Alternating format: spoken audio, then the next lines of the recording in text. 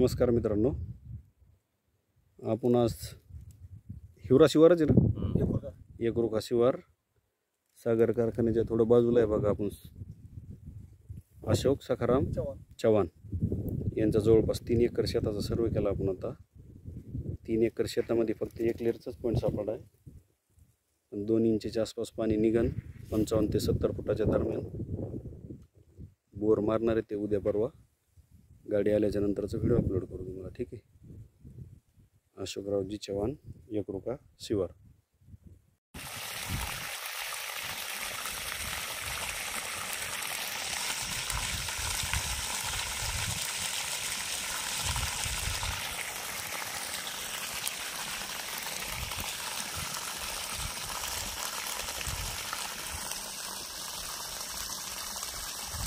अरे फोन केलता का रे?